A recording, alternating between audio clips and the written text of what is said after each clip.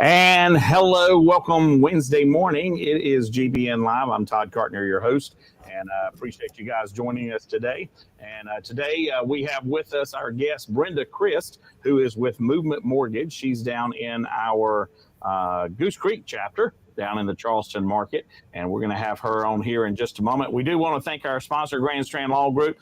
They have offices in Myrtle Beach and North Myrtle Beach, and their number is 843-492-5422. Remember, if you have any questions for our guests today, make sure you type them in the comments, and we'll be glad to get those on air. And also, just a reminder, if you're watching on Facebook, you do need to accept the StreamYard terms so that we can see who you are. And don't forget, at the end of the show today, we're going to have our drawing for a gift card for $25 to Walk-Ons here in the Myrtle Beach market. So anyway, guys, stick around. GBN Live is next.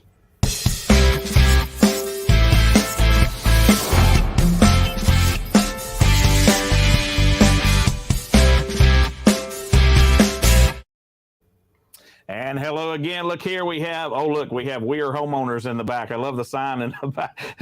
Brenda's setting up props for the show today. Hi, Brenda. Thanks for joining us. That's my choice for closings, and I thought, well, it was turned backwards back there. I'll just flip it around. There you go. I love it. Well, Brenda, tell us a little bit about yourself, where you're from originally, and that kind of stuff. Family.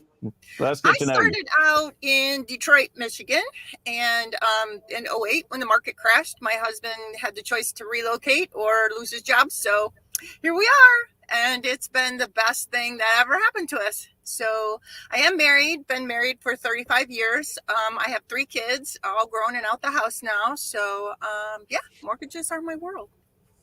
Oh, that's awesome. So you're with Movement Mortgage and down in the Charleston market. And if I'm not mistaken, Movement Mortgage came about that same time that you moved here, around the 2008. Is that correct? It is right in the middle of the mortgage meltdown. You would think everyone was trying to get out of the mortgage industry. But we were started by 2 owners, Casey Crawford and Toby Harris. And Casey had the money. He was from the football team, and Toby had the realtor experience. And so between the 2 of them, they started doing mortgages in their garage, and they just felt that there was a better way of doing things. And so they were on a mission to figure it out, and I think they've done it. Our mission is to love and value people, so that's what we're doing. Yeah, we have a Movement Mortgage office up here in Myrtle Beach area too, and we've done a lot of business with them. So great company.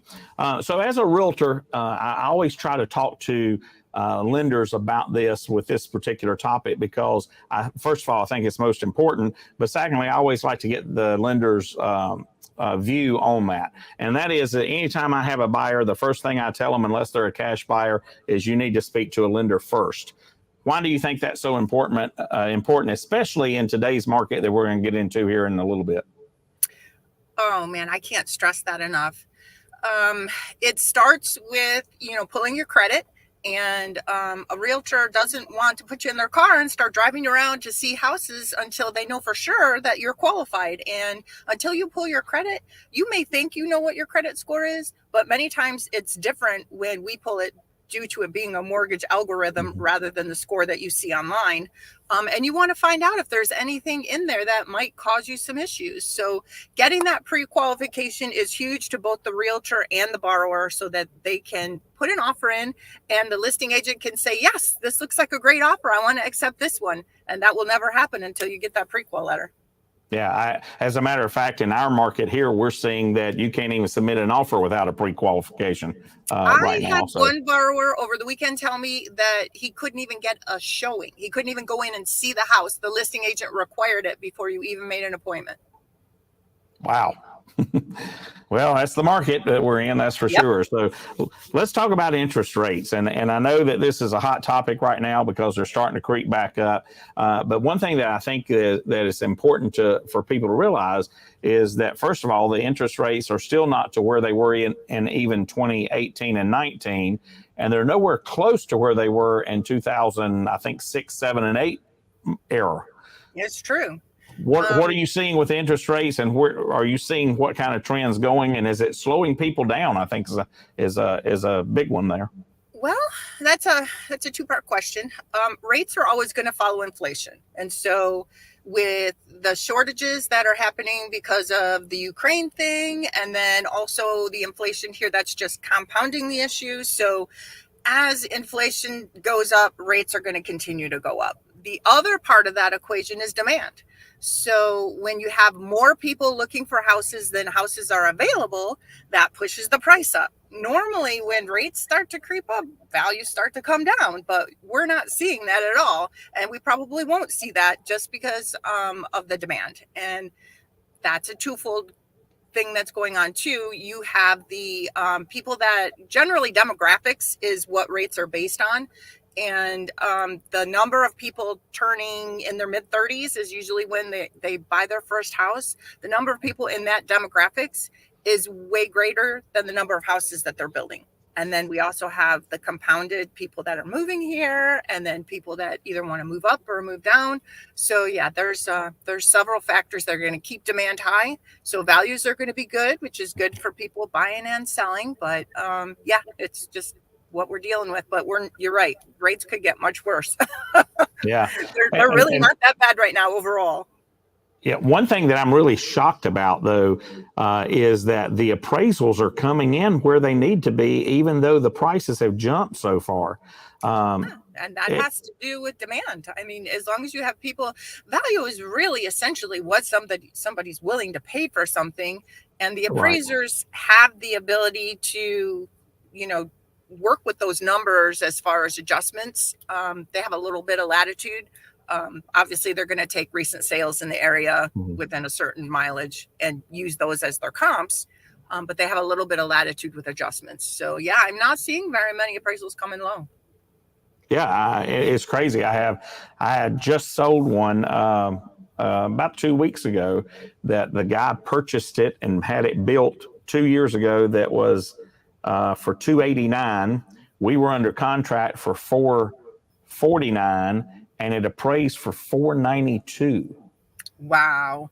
And I'm just like, wow, that's crazy. I had one guy that bought a house was it a year and a half ago, and he bought it for $280 and sold it for $410. It's just incredible. And a lot of people are removing PMI in just a short period of time because they now have the equity position based on an appraised value. Right. Yeah, that's true. So I know that the government has really tried to help, especially during the COVID time, with different programs. Are you seeing any really great new programs that have come out, or specifically, are there still good programs out there for first-time home buyers?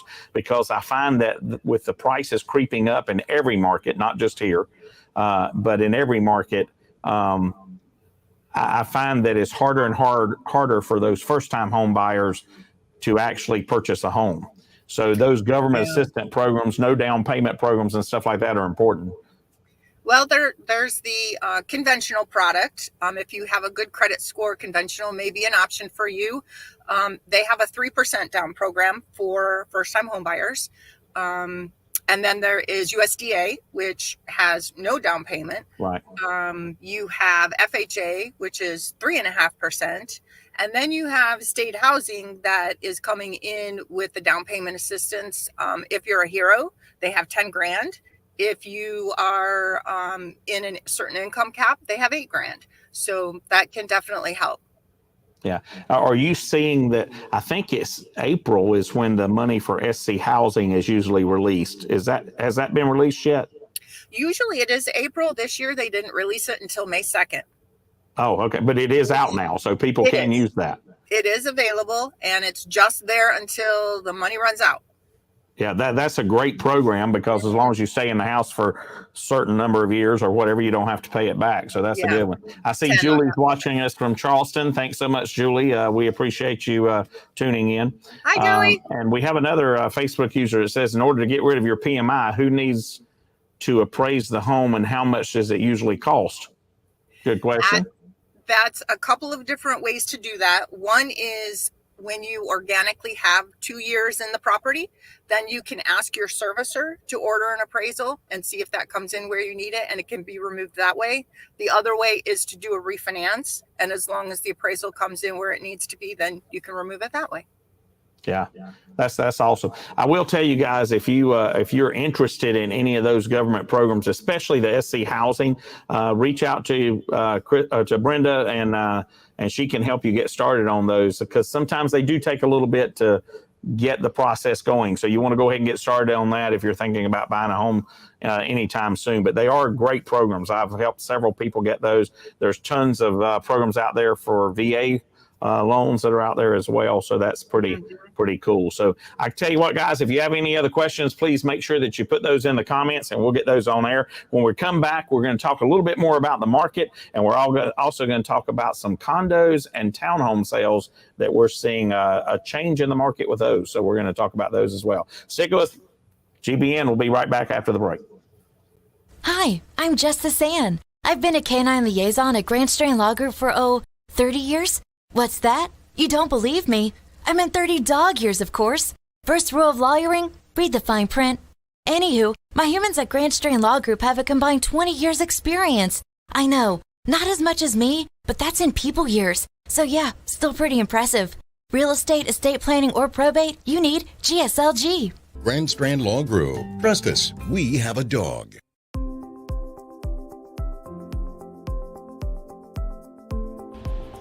Great Business Networking grew out of the idea that by creating lasting friendships within the community, we can make the community even better.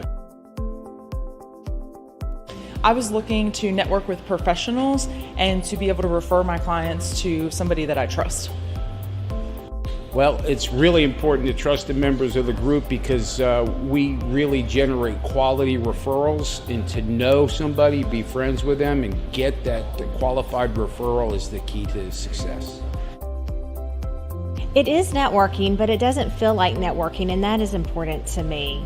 I come to the meetings, I have fun, I make great connections, and I help grow my business.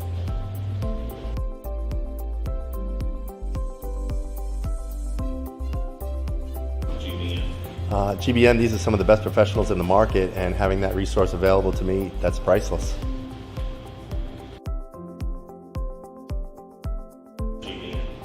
Well, GBN is a network of business professionals that build long-lasting friendships that will not only grow my business, will grow yours as well.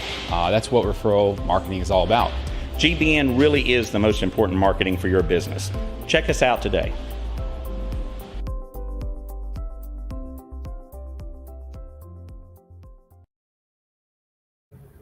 All right, welcome back to GBN Live. I'm Todd Cartner, your host, and today we have with us Brenda Christ, who is with Movement Mortgage down in our Goose Creek chapter, and she has her little sign up there that we are homeowners for when people close. Brenda, I have a frame that's like a selfie frame that says we just closed on our house, so I like that as well. It makes the homeowner feel so relieved that the process is over. So yeah. So that's some more than guys, others. if you have any other questions, please make sure you get them in the comments so we can get those on air and answer them. Brenda, let's talk about how the current market's going. I know that in every market it's going crazy. It doesn't matter where you are. I have not spoke to one realtor in this country that has not said the market is just insane. But I will tell you that, here in the Myrtle Beach market, we're at around 103 to 105% over the list price is where they're selling for. But I spoke to someone yesterday that is in a section of California that said, and their prices are higher anyway, but they said they're going $200 and $300 $200 and $300,000 over the list price. Wow. And I'm like, that's a whole nother condo you can buy in Myrtle Beach. It doesn't make sense. Oh my gosh. It all boils down to demand. If you have more people wanting a property than properties are available, then you have to overbid.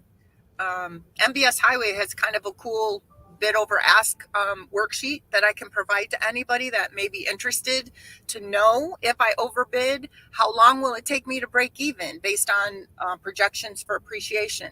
Sometimes even if you overbid, $20,000, you're going to break even the first year. So it may be worth it because your house is going to be worth that next year. So it just depends on how badly you want it. Yeah, that's true. And, we talked a little bit before the break about how appraisals are going up and costs is going up and everything. The one thing that a lot of people, I think, feel that is a little bit of a misconception. We're still selling the same number of homes, and maybe even a little bit more than we did last year. The Association of Realtors says we're right on track with where we are last year here in our market. But the interesting thing is that they're just not staying on the market. I mean, sometimes literally hours. I had clients in town this week, and they were interested in seeing some property, and we scheduled 5 to show Monday, 5 of them. And 2 of the 5 went under contract before we even got there to show them, which doesn't make sense to me as an agent, because I'm gonna at least let them see the house. So Kind of maybe wondering we'll about the logistics behind that, but yeah, I am seeing that happening too. Yeah. And now, are you specifically, I know you're in the Goose Creek chapter, but you cover Charleston, Yes. downtown Charleston, North Charleston, that whole area as well, right? I'm actually licensed in 6 states. So wow. I'm in South Carolina, North Carolina, Georgia, Florida, Alabama, and Michigan and Virginia, 7 states. Yeah. Wow. So I'm finding that there's a lot of investors out there, which is also adding to the problem, because companies and individuals are buying up rental properties because the rent is so good here. And so that's taking away those houses that otherwise first-time home buyers would be purchasing. So it's causing some problems for first-time home buyers, not only because the rates are going up and trying to qualify with their debt ratio, but also because the values are going up. Yeah. So you're seeing the Charleston market is just as busy as the Myrtle Beach market, as any other thing going on. It's kind of interesting. And you know what? A lot of people maybe not see this structure, if you will, or this chain of events. But when the new home prices go up in a subdivision that's a national builder, such as D.R. Horton or Lennar or Beazer or any of those, they're not going to sell a home in phase 2 that's the same model, cheaper or less or lower priced than they did in phase 1. So that's they may balance out. They may sell them for the same thing, but they're not going to go and drop them below. So when you have those high prices, then that also drives the resale homes that have already been lived in up, which also drives the rent up. And so rental market's going high. So even with these higher interest rates, you can still have your own home. You can still pay for a mortgage that is yours, that's going to be your property that you're going to be able to keep. And so don't be so scared about these interest rates. And the good news is, if they ever drop down again, then you can just refinance. Absolutely. So, Yep, we just asked that question there. If the Charleston market just as busy as the Myrtle Beach market in purchasing at home. Yep, that's true. I appreciate the question.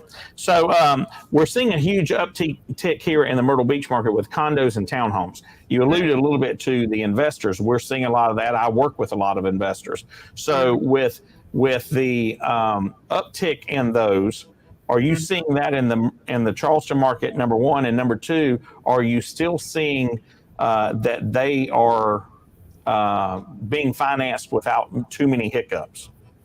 Well, that is going to depend on where you are. The Somerville area, Goose Creek area, we don't have a lot of condos out here. There's a few. There's issues with them being FHA approved, so it's hard to get FHA financing on condos. But conventional, I'm not seeing too much of a problem with those. Townhomes, there's no restrictions on financing those at all, and we have those everywhere. And with anytime you're going to have a limit on land, they can fit a larger number of homes on a smaller piece of land, and it's usually more affordable. So townhomes are definitely big on our list. And a lot of people, you just said something that kind of triggered a thought.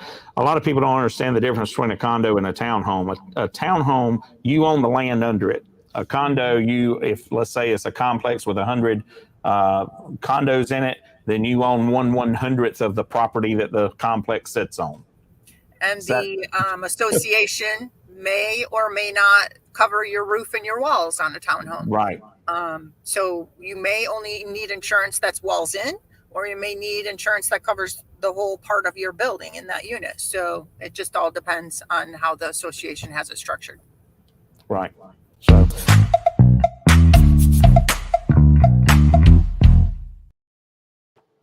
It's time for rapid fire. So we got to get to know you a little bit better. So here's some quick questions. Looking for 1 to 2 word answers or a little bit of a phrase. What was your first job? Veterinarian hospital. Ah, wow. Yeah. So are you a night owl or an early bird? I'm a night owl. Yeah, I am too, but it seems like I always get up at around 5:30 anyway. So I do both. Burn it at both ends. A dog or a cat person? Dog. Yeah.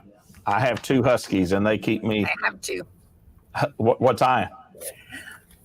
Look at my little Cocker Spaniel and a German Shepherd. Oh, there you go. I love German Shepherds. Yeah. Dark or milk chocolate? Dark. Oh, okay. Favorite color? Blue. Blue. Favorite word or phrase? It is what it is. There you go. I like that too. Can't change it, can you? Favorite movie? Oh, goodness. Can I pass? I don't think I really have one. My husband's the movie buff. Ah, there you go. Favorite song or artist? Bob Seger. All the way. All of I them. love Bob Seger. Turn the page. I was just singing it the other night. Favorite vacation spot? It used to be Florida when we lived in Michigan, but now that I am in Charleston, I really don't want to go anywhere. I love it here. There you go. I'm going to walk Cancun out your back for door and there you President's are. Club. They're sending me to Cancun, Yeah. so I'll give you an opinion on that and when I get back. Yeah. And is there a favorite mobile app that you have that you use regularly? Lately, it's been the Fitbit. Oh, there you go. That's nice. All right. Well, there's your rapid fire questions. Guys, let's go ahead and put up Dancing Debbie here. And if you have we'll put in hashtag GBN Rocks into the comments, and we'll be glad to get you in on the drawing for $25 gift card to Walk-Ons. So while Dancing Debbie's up, we'll go ahead and collect those. Let's talk about credit repair right quick, because I think that's such an important topic. We try to discuss that often here on the show, but it's something that is a lot easier to fix than a lot of people feel or think it is. It's just a matter of getting in there and doing it. And I was just telling someone yesterday, I have a lady that was a single mom. She couldn't afford a house. Her credit was okay, but she had good credit. She just had a high debt to income ratio. So I told her, I said, go get a second job. Let your mom watch the kids. You go get a second job, and 100% of that money put toward paying off those credit cards or paying them down, to wherever you need to. I said, but the first thing I want you to do is talk to a lender who can tell you and put you into a simulator that says exactly what you need to do to get your credit where it is. Don't pay them off to zero, that kind of stuff. And you know what? She did it. It took her 4 months, and we got her a house, and she's as happy as she can be. So it works if you listen. Yeah, it does. So tell us a little bit about what you can do to help people get their credit where it should be. I do a ton of credit repair. I just think it's so important to getting people to the finish line. And like I said, if they listen, they can totally do it. The first thing I ask people is, do you have a credit card? It's amazing how many people get themselves in trouble, cancel all their credit cards, and don't use credit anymore. And that's the worst thing you can do. You want to take out a card, a secured card, even if it's $200, then you want to use it one time. Call the 15th of the month credit day. Go and charge a tank of gas, pay it down to $10. That's all you want to do once a month, and it will build credit in no time. If you already have a card and it's upside down or your balance is over 50%, you want to set goals. Your first goal is going to be getting it down to 30%.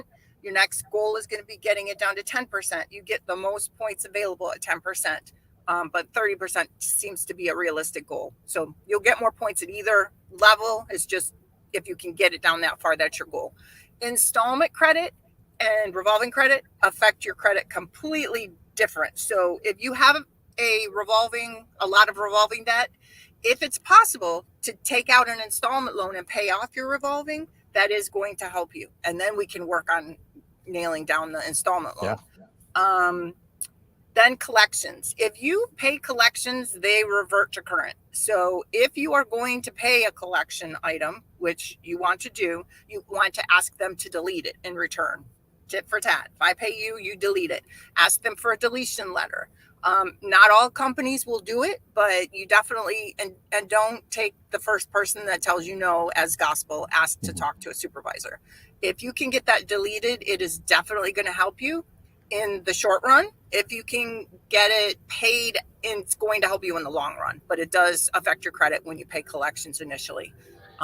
So that would be my thing. And each pay period, if you have a lot of them, pick one item and work on that. And eventually you will see a light at the end of the tunnel.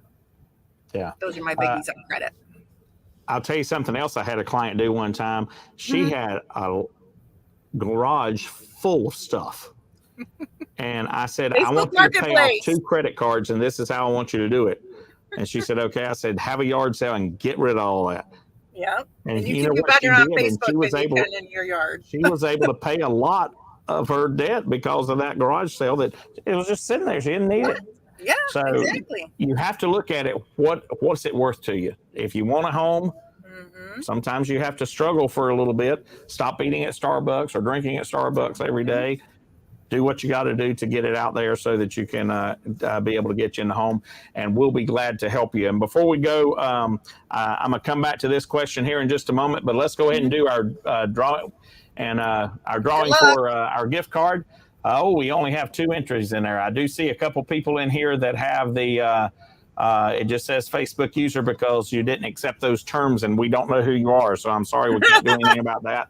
But let's go ahead and draw for these 2 and see who our winner is going to be.